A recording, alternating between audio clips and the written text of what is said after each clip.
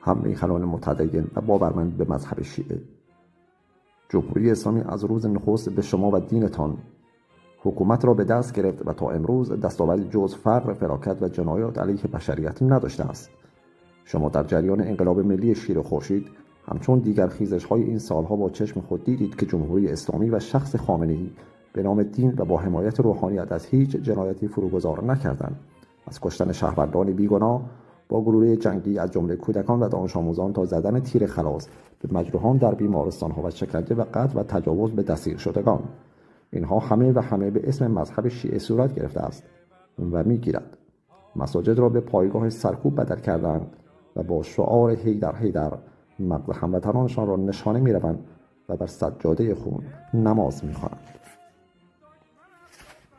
روحانیت شیعه که خود را متولی دین می‌داند، با همراهی یا سکوت در برابر این جنایات در این آزمون تاریخی مردود شد.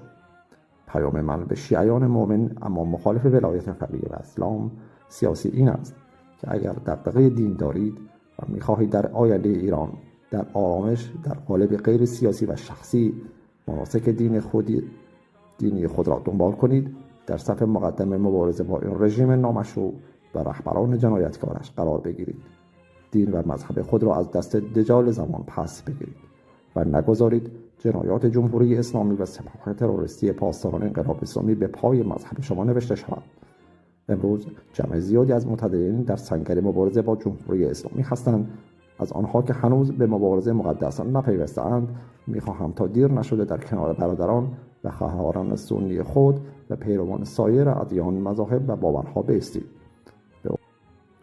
به اقیانوس ملت ایران بپیوندید و دین خود را از ضحاک و ضحاکیان پس گیرید که این هم برای خود شما و هم برای آینده مذهب شیعه و دین اسلام در ایران بهتر است. پاینده ایران، رضا